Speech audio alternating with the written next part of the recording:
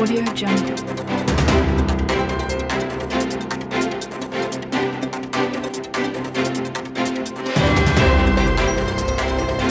Audio Jungle.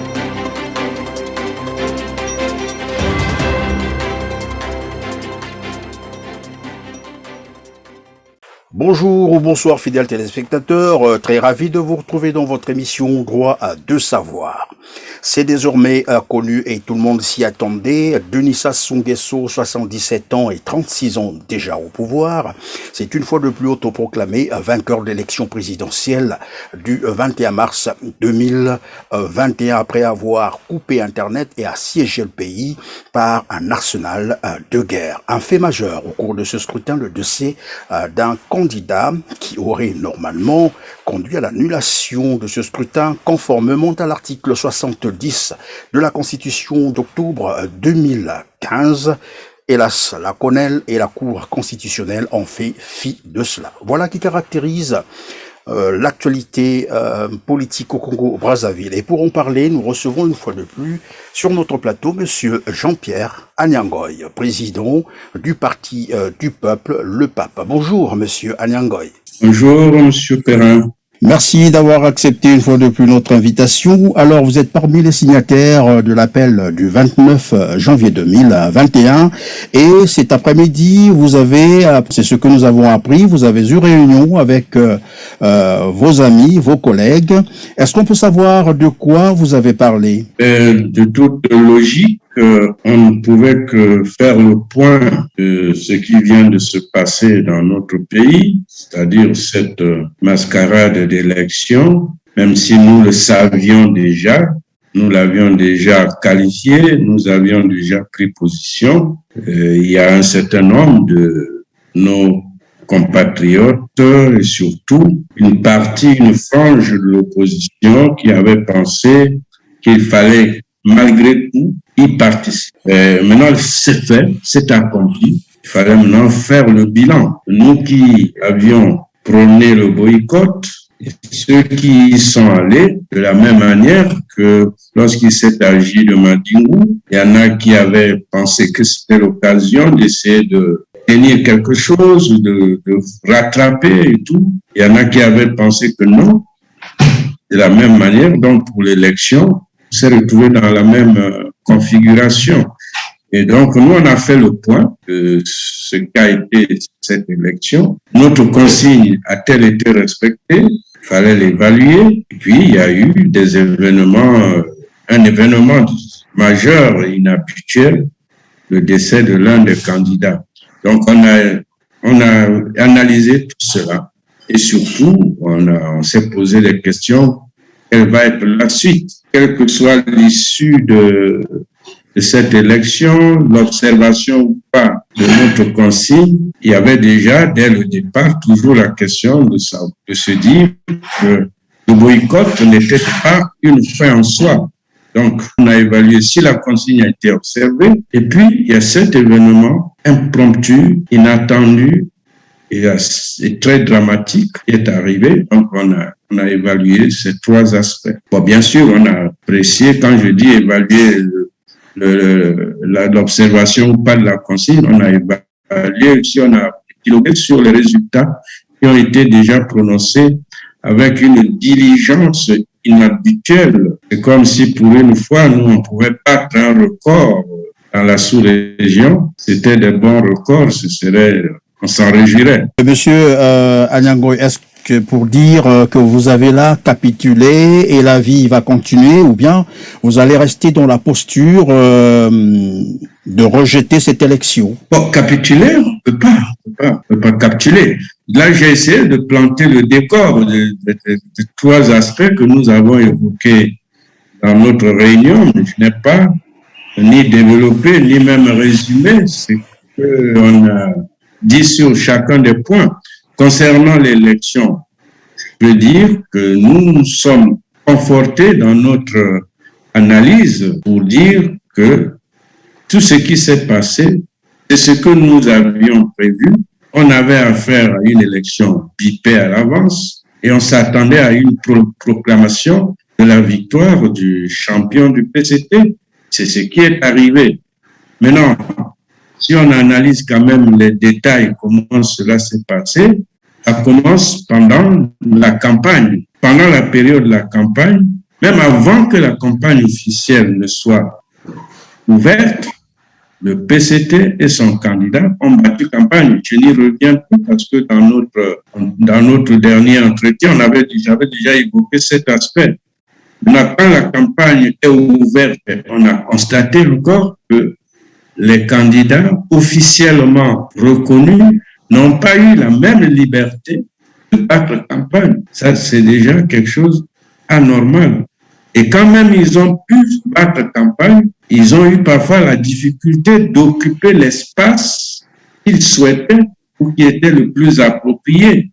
Par exemple, la Pointe-Noire, la place de Lumumba, ne pouvait pas être octroyée ou autorisée aux candidats de l'opposition qui devaient se contenter d'aller dans les écoles et tout, alors que le candidat du PCT devrait avoir la place la plus solennelle. Donc ça, c'est au niveau de la campagne. Il y en a qui ont été empêchés d'aller à Ouesso, d'aller à Caï, à Evo, de tenir des réunions, le cas de Kolela, ça c'est pendant la campagne. On a encore relevé un fait tout à fait insolite, ce sont les menaces graves proférées par un des directeurs de campagne du candidat du PCT, je crois que c'est peut-être lui-même le principal directeur de campagne, ne pas le citer, à Yessa, qui a proféré ouvertement des menaces graves à l'endroit de Kolela et de Joachim Yombi Opango en tant qu'enfant et tout.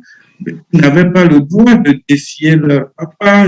Est-ce que ça avait le droit d'être en campagne? On venait pour parler de son projet de société, mais pas de parler des relations de parenté de fils à papa et de dire, très grave. Quand je parle en lingala, il dit Nayebitina, Nakoloba, Nayebitina. Ceux qui ont osé, Bakomona, quand on a le lobby, Nayebitona, Nakoloba. Mais c'est grave chez nous, même là. Quand on menace quelqu'un, même si tu ne fais rien, tu menaces, mais s'il arrive quelque chose, comment tu peux te dédouaner? Et dans le cas présent, il n'y a pas eu que menace, il y a eu ce qui est arrivé. Mais la Mayakana, je me suis posé la question, Yakana, qu'est-ce que ça veut dire? Je n'ai pas eu jusque-là la réponse, mais celle que j'ai eue, c'est le fait qu'on a un candidat parmi les enfants menacés qui n'est plus de notre monde, en termes de l'élection. Alors, donc, comme si ces menaces reflétaient un acte prémédité, planifié et qui a abouti à un résultat. Si aujourd'hui on parle de Covid ou pas Covid, il y a déjà une déclaration compromettante qui participe à entretenir, à tort ou à raison, la thèse d'un acte prémédité, planifié. Et ensuite, on reste encore sur la Covid. On peut aussi se demander, avant la campagne, il y a eu des médecins qui ont consulté les candidats. Ensuite, oui, c'est vrai, on peut être déclaré sain avant la campagne, contracter la Covid pendant la campagne, mais on n'entend pas que ceux qui ont été en contact avec le candidat contaminé sont en observation, ou qu'il y en a qui ont été aussi testés positifs, l'épouse, le directeur de campagne et tous les autres membres de l'équipe de campagne, Joachim Yombi Opango, qui certainement était des plus proches. On n'a pas entendu qu'il y a quelqu'un d'autre de cette équipe ou de campagne qui a été mis en quarantaine ou qui a été testé positif. Est-ce qu'on les a même testés? On n'en parle pas. Vous voyez tout ça?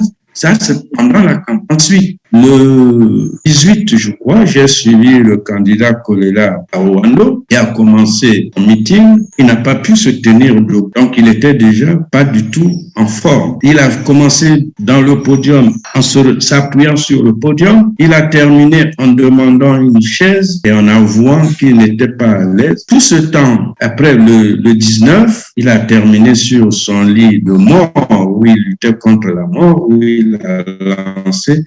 Ça n'inquiétait personne, ça n'a préoccupé personne. Et on a continué comme si de rien ne se passe. Au contraire, on a constaté que le 21, on a voté et on a accéléré de manière extraordinaire le processus de collecte, de traitement et de proclamation hâtive des résultats. Notre pays, on n'a jamais vu ça. J'ai appris, j'ai entendu. Moi, je suis d'une contrée frontalière là-bas au nord de Kélé, que les résultats de Kélé d'Itoumbi étaient parmi les premiers même à être mentionnés par le président de la CENI. J'en rigolais, en même temps, j'étais choqué. Comment on peut commencer par donner les résultats de Kélé, Itoumbi et Vaux avant de parler des résultats de Brazzaville, de Kinkala ou du PK45 ou de la Léfini? Là, on sent qu'il y a quelque chose qui ne va pas, hein, qui est un peu suspect. Et ensuite, on sait qu'il y a un candidat qui est malade. On dit, oui, il est malade, on va l'évacuer. Les dispositions étaient prises pour l'évacuer. On n'arrête pas le processus. Au contraire, on l'accélère. C'est comme si même l'évacuation était un acte aussi prémédité pour se faire un acquis de conscience. On dit, bon, tu vas mourir, on dira quand même qu'on avait pris des précautions. Et encore, quand on revient sur la Covid, nous sommes en mars. Je crois que la Covid, on a commencé à en parler dans notre pays en 2020. Ça veut dire 1 an après. On n'a toujours pas pris des précautions pour soigner, prendre en charge les malades de Covid chez nous. Et ensuite, on sait aussi qu'il y en a qui ont guéri aussi à Brazzaville de la Covid. Quand on voit les données statistiques, je crois que la plupart, si on compare le nombre de testés positifs, le nombre de décès et le nombre de guéris, il me semble, sauf erreur de ma part ou perte de mémoire peut-être, je crois qu'il y a eu plus de guéris que de morts. Mais on s'est précipité On va peut-être se poser la question que les juristes aiment bien se poser, à qui profite le crime? Et donc voilà, puisque vous en parlez déjà et vous avez déjà fait état évidemment des résultats de ce scrutin du 21 mars dernier. Et je l'ai dit d'entrée de jeu, sans surprise, Denis Sassou Nguesso s'est autoproclamé après avoir coupé donc Internet et avoir assiégé le pays par un arsenal de guerre. Alors les résultats sont tels que c'est un pourcentage, on dirait, à la soviétique, 88% des voix, donc qui lui sont reconnus. Il est donc élu président de la République. Alors, que vous inspirent ces résultats? Pour nous, les résultats, pour être constants avec nous-mêmes, nous, on n'est pas surpris de ces résultats. Par rapport à notre attitude, ce que nous voulions vérifier, c'était le taux de participation pour savoir si notre consigne de boycott a été observée ou pas. Et quand nous avons fait l'évaluation, nous pensons que oui, la consigne a été observée. On n'avait certes pas d'observateurs dans les bureaux de vote. On a suivi et quelques observateurs, même les observateurs internationaux, même certains responsables, autorités qui ont participé, ont reconnu dans leurs impressions le fait qu'il n'y avait pas eu afflux. Même si le directeur de la télévision a essayé de faire des comparaisons avec les scrutins passés pour dire que l'après-midi, certainement, c'est là où il va y avoir afflux. Mais on a suivi d'une manière générale qu'il n'y a pas eu réellement afflux. Donc, pour nous, la consigne a été observée, mais elle ne pouvait pas aussi être à 100%, déjà par le simple fait que, au niveau de l'opposition, nous avions peu d'opposants, pas des moindres quand même, dans la conjoncture actuelle, si on exclut ceux qui sont dans les Jean-Marie Michel Mokoko et André Okombi Salissa. Parmi ceux qui étaient dehors, Olela et Mathias Ndon étaient des opposants importants. Donc, on ne pouvait pas, notre consigne ne pouvait pas empêcher leurs militants, leurs sympathisants d'aller voter. Donc, on peut penser que parmi ceux qui sont allés voter, il y a eu les partisans, les militants de ces deux grands opposants. Ensuite, naturellement, les militants du PCT et tous ceux qui ont été achetés, l'achat de confiance, de conscience, les expatriés qui ont eu accès aux cartes d'identité, aux cartes d'électeurs.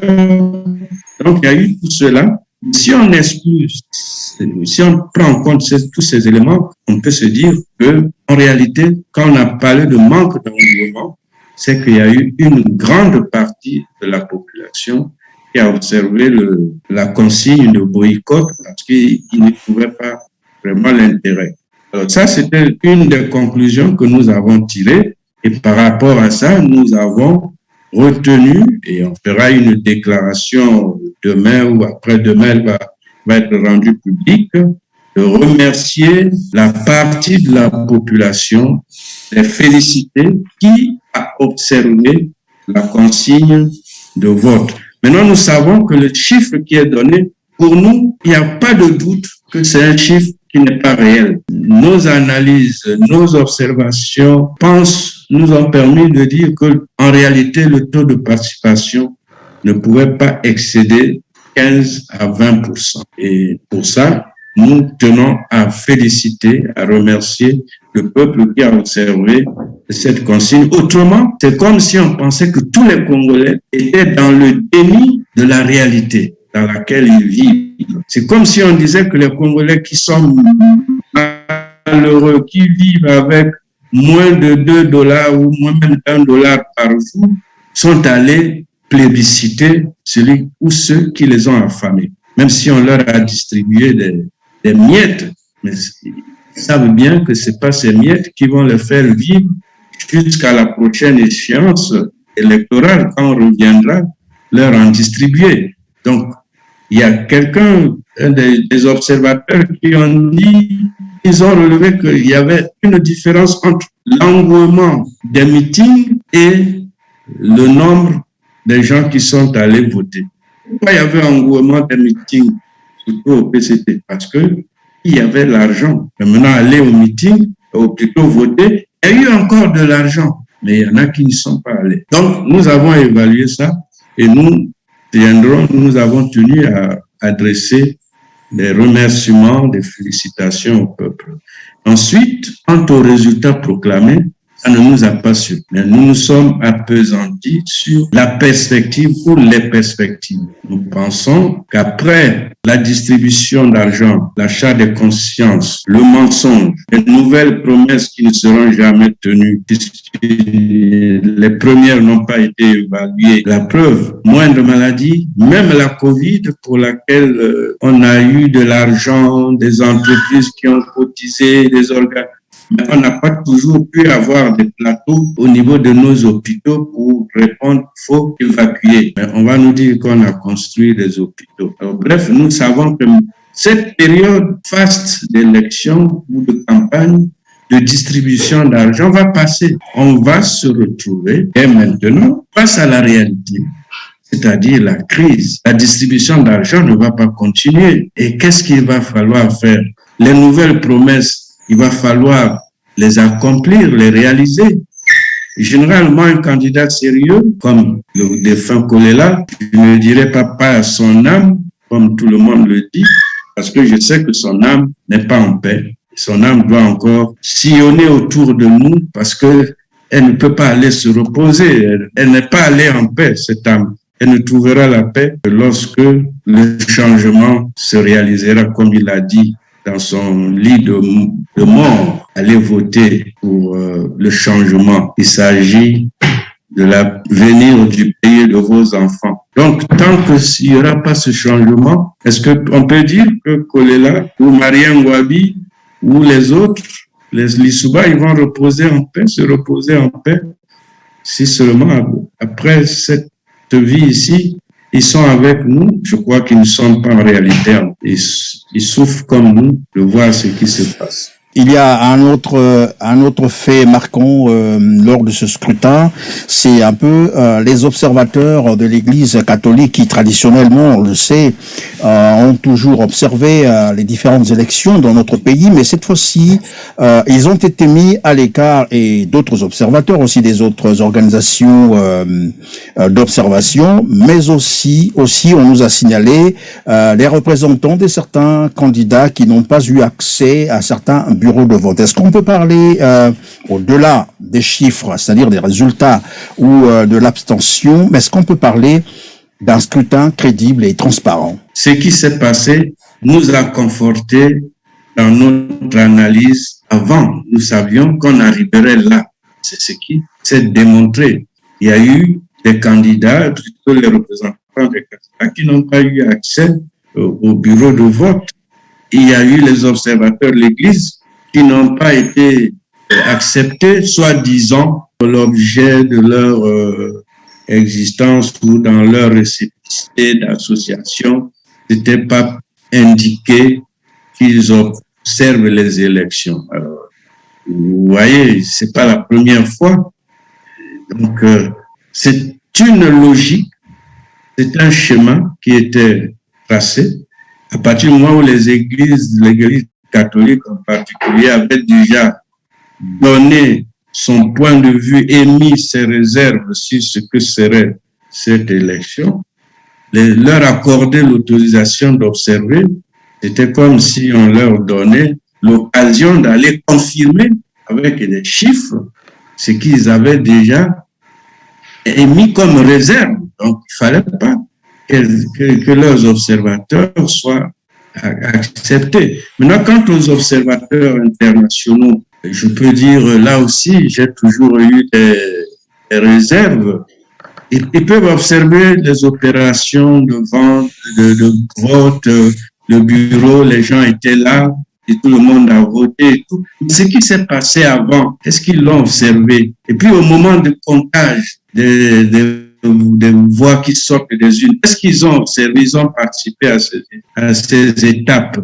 C'est quelqu'un, il semble Staline, qui a dit, ceux qui décident, c'est pas ceux qui votent, ce sont ceux qui comptent. Les observateurs ont participé au comptage.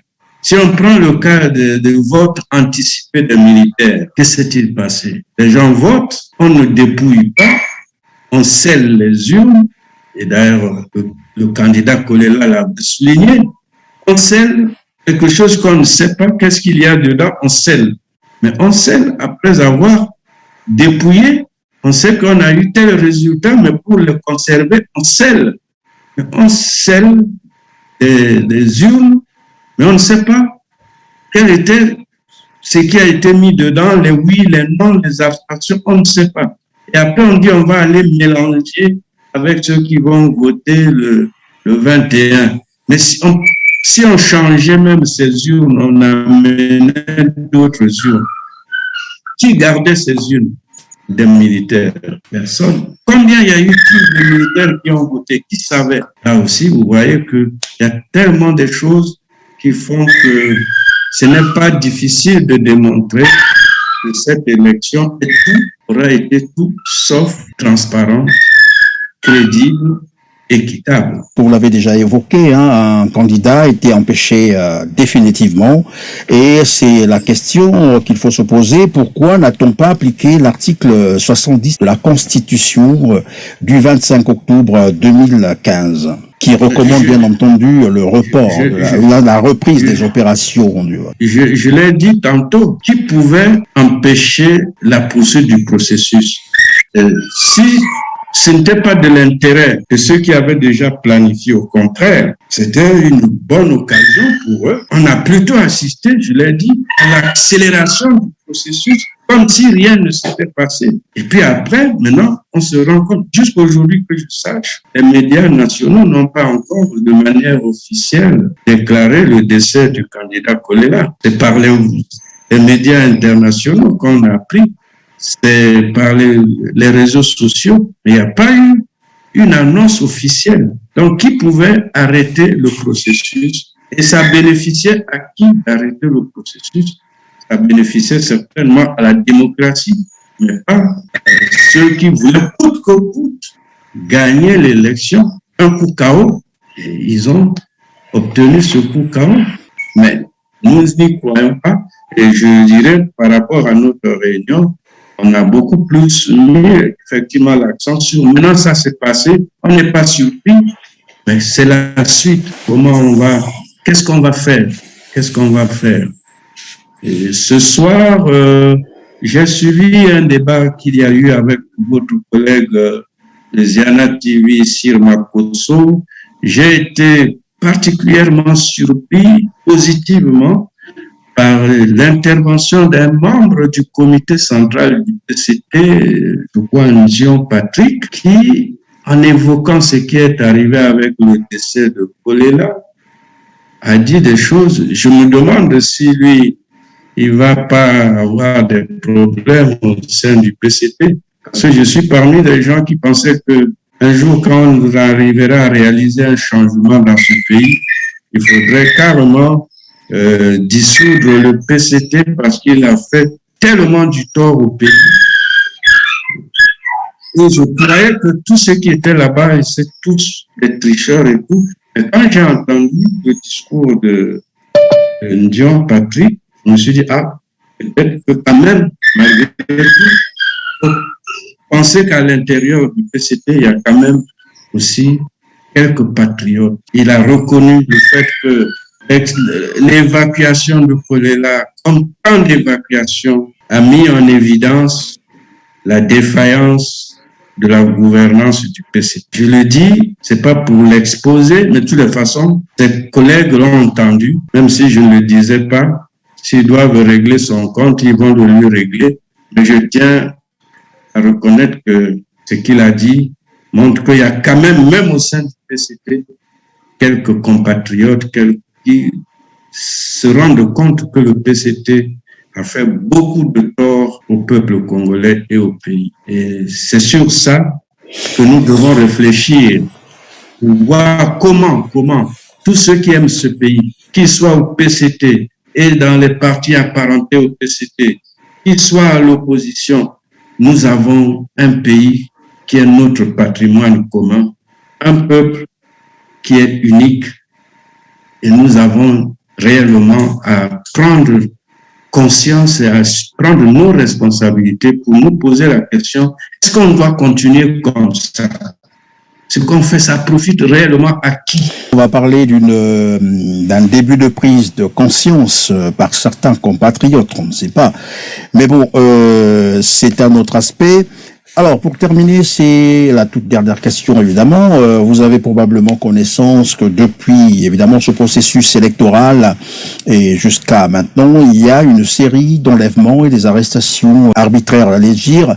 Le 20 mars dernier, un autre compatriote a été enlevé, Jean-Louis Paquin, à Pointe-Noire, et qui serait, je crois, ce jour déféré à Brazzaville. Si vous avez probablement l'information. Alors, comment analysez-vous cette situation sécuritaire où des gens sont enlevés, arrêtés arbitrairement, et jusqu'à ce jour, le procureur de la République ne se prononce pas sur ces arrestations et ces enlèvements? Monsieur Perrin, c'est pénible, ça.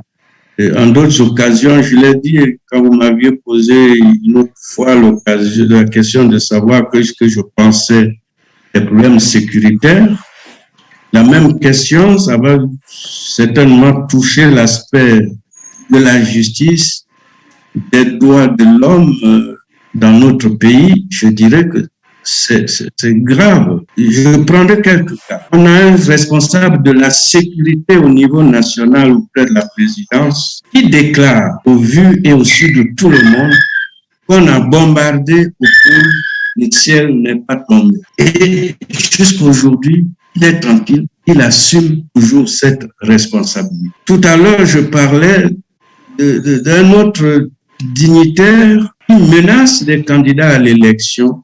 Les menaces graves. Il est tranquille, il n'est pas inquiété. On dénonce tous les jours, on parle de 14 000 milliards qui ont été détournés des générations futures. La justice n'entend pas et ne se pose pas de questions, ne se saisit pas. Il y a eu des jeunes qui sont morts dans un commissariat à Chakona. On n'a jamais entendu que quelqu'un a été interpellé et s'est justifié ou a été sanctionné. Et par contre, c'est des gens on ne dit pas de qu'est-ce qu'on leur reproche.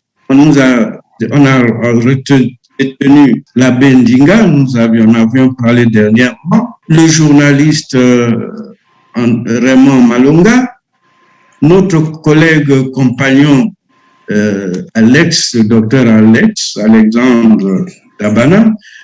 Aujourd'hui, Ça va effectivement, vous parlez de Jean-Louis Paca, qui a été arrêté à Pointe-Noire. Et quand on m'a donné l'information, j'ai demandé de quoi s'agissait. Il dit, non, on ne sait pas. Quel est le motif? Sauf qu'on a pris un avocat. On espère que l'avocat nous tiendra informés des raisons pour lesquelles il a été détenu. C'est comme notre collègue qui était avec nous dans le comité de suivi de l'appel du 29 janvier, qui a été détenu après l'échec de notre, pas l'échec, plutôt le refus d'organiser notre meeting, qui a été détenu. Jusqu'aujourd'hui, on ne sait pas quelle est la suite. Alors, c'est tout ça qui montre que dans notre pays, les droits de l'homme, les libertés des citoyens n'existent pas, sont bafoués. Et c'est ça qui doit interpeller tous les Congolais. Il y en a qui pensent peut-être que ça n'arrive qu'aux autres, mais nous pensons que ça finira par arriver à tout le monde, sauf si tout le monde se dit on doit se taire, on doit se terrer et on doit subir, on devient des esclaves dans notre propre pays. On n'a pas le droit de parler, on n'a pas le droit de dénoncer ce qui ne va pas. Et le pouvoir dit, quand vous qui êtes à l'extérieur, vous parlez, on dit oui, vous parlez là-bas, mais il faut venir ici. Venir, le combat, c'est ici, le pays, c'est ici. Ceux qui sont au pays, quand ils parlent, ils sont inquiétés. Ils ne peuvent pas parler. Alors, de quoi s'agit-il? Et moi, aujourd'hui, qui parle, mes enfants, mes parents, mes amis me disent, mais fais attention. Avant même que je vienne à cette émission, j'ai reçu des gens qui me disent, mais seulement le fait de savoir que j'étais à la réunion m'a dit, mais il faut arrêter. Tu as les enfants, il faut arrêter. Il faut penser aux enfants. J'ai dit à mes enfants, je le dis officiellement, je dis à mes enfants, de toutes les façons, on meurt toujours de quelque chose. Et si on meurt pour une cause, juste ça vaut la peine que de mourir d'un AVC ou d'un palu. Là, nous parlons de Gola. J'ai dit que je ne disais pas paix à son âme parce que son âme n'est pas en paix. Mais je dis quand même plutôt des condoléances à sa famille politique, à sa famille biologique et à tout le peuple congolais. Un candidat à l'élection qui aurait pu, pourquoi pas, devenir président du Congo. Ce qui lui est arrivé, qui semble passer dans l'indifférence générale, si c'était arrivé au candidat du PCT, je crois que le processus se serait arrêté. Parce qu'il y en a qui disent, c'est lui ou rien. Donc, si c'était lui, tout serait arrêté. Mais ça peut arriver à un autre compatriote, ça passe dans l'indifférence totale. C'est pas normal. Et nous ne pouvons pas, en tant que Congolais, nous taire, tous continuer à nous taire jusqu'à quand? Jusqu'à ce que ça soit notre tour. J'ai dit, il vaut mieux parler quand ce sont les autres. Il vaut mieux qu'on parle tous, parce qu'on ne nous arrêtera pas, nous tous. Mais si on laisse quelques-uns parler et qu'on les prend et les autres se taisent, mais un à un, on nous prendra. Ou alors, nous sommes résignés à devenir des esclaves dans notre propre pays. Merci, monsieur Jean-Pierre Anyangoy. Je vous dis grand merci d'avoir répondu à toutes nos questions, mais surtout d'avoir accepté notre invitation et d'avoir consacré votre temps si précieux. Est-ce que j'ai un petit oui, allez-y, monsieur Anyangoy, qui concerne mon parti? Je vous en prie. En lien avec cette élection, il y a un ancien secrétaire général de notre parti, qui ne l'est plus depuis plus d'un an, qui s'est permis, comme c'était devenu la mode ici, de voir des posters où un député ou qui fait un poster où il y a le président du PCT et lui-même il est à côté. Et on a eu un cas comme ça avec un ancien secrétaire général du pape qui ne l'est plus, qui a fait son poster avec le président du PCT et lui-même derrière. Et puis, il a mis pape. Alors, ça peut semer la confusion des gens qui pensent que le pape, finalement, soutenait le PCT. Je tenais quand même à saisir, à profiter de votre plateau pour dire que ça, c'est des gens qui prennent les partis comme de leur fonds de commerce. On ne sait pas combien on lui a payé pour ça. Ça n'a rien à voir avec le pape. Le pape créé par Monsieur William Ota, je lui ai fait état de ça parce que ce secrétaire général s'avère être un de ses neveux qui a pris le parti comme un héritage familial et qui pense qu'il peut en faire son fonds de commerce. Monsieur William Ota m'a dit, il faut dire à l'opinion que le pape n'est pas un fonds de commerce, c'est un parti, c'est un outil de combat pour la libération du peuple congolais. Et ce n'est pas un outil ni de famille, encore moins un fonds de commerce pour qui que ce soit, ni moi qui parle. Je ne peux pas utiliser le pape comme un fonds de commerce. Le pape est un parti qui veut la libération du peuple, la démocratie, l'alternance. Et nous défendons l'alternance politique. Donc, ceux qui ont vu ce poster, qu'ils sachent que ce n'était pas le pape qui soutenait le candidat du PCT, c'est un vautour comme ceux qui suivent les miettes qui a utilisé le pape parce qu'il cherchait à avoir de l'argent dans le cadre de la campagne. En tout cas, merci beaucoup et nous vous disons grand merci. Quant à vous, chers téléspectateurs, aussi merci de nous avoir une fois de plus suivis et je vous conseillerai toujours de rester branchés sur votre canal Teler TV. Quant à moi, je vous retrouve très prochainement. Merci.